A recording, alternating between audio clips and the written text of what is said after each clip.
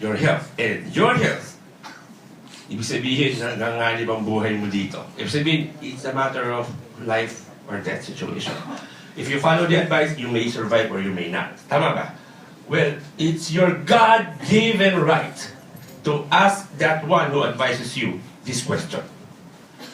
Pag sinunod ko ba, by deduct, ang advice mo, at ako ay namatay, sasama ka ba sa buhay ko?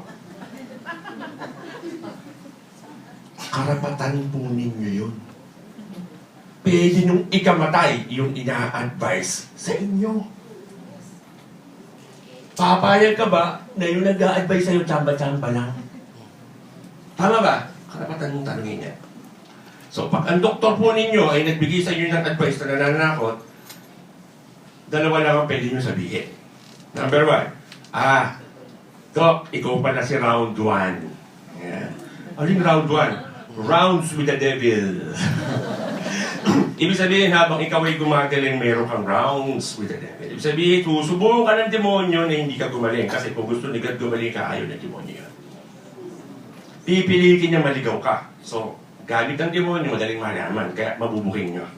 So, when that happens, you will immediately tell, this is the round 1. Kasi bakit? Gagamit siya ng scare tactics. Tatakutin ka. Dahil yung fear lang naman ang armas niya. Tama ba?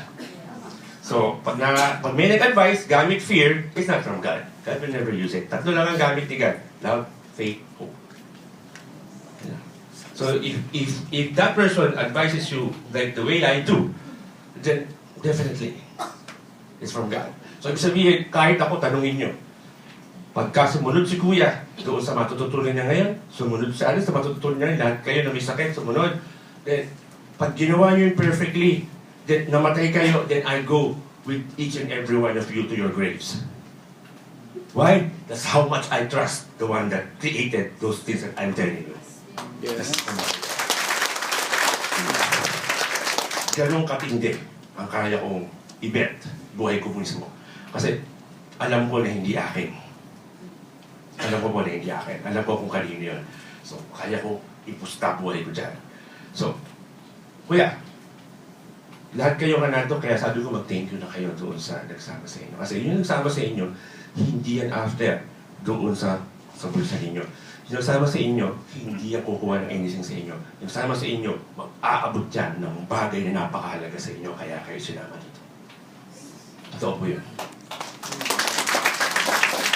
Hindi nyo kaya sukrian ng pera kung ano man yung mangyayari sa inyo after.